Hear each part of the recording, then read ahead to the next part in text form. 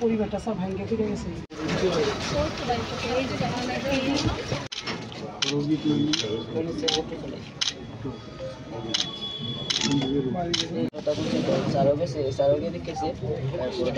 Headmaster তখন আইসে রবিবার দিন তো মেয়েরা দেখতে আসছে মেয়ে তো শনিবার দিন রাত্রেবেলা আবার স্টোর করে একবারে ঘুমাতে গেছে পুরো ব্রেন ভেঙে গিয়েছে।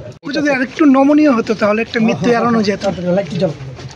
বিষয়টা তো নিউজ পেপারে উঠলো, আর আমি বিষয়টা নিয়ে অলরেডি ডিএম এবং ডাইরেক্টর যে আছে স্কুল এডুকেশন ওনাকে বলেছি পুরো রিপোর্ট আমাকে দেওয়ার জন্য।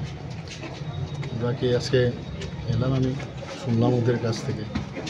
এই রিপোর্টও আমার কাছে অলরেডি দেওয়া হয়েছিল, রিপোর্টটা আমি পড়েছি, ওরাও আবার দেখালো কী কী রিপোর্ট। তো যাই হোক পুরো বিষয়টা দেখছি এখন।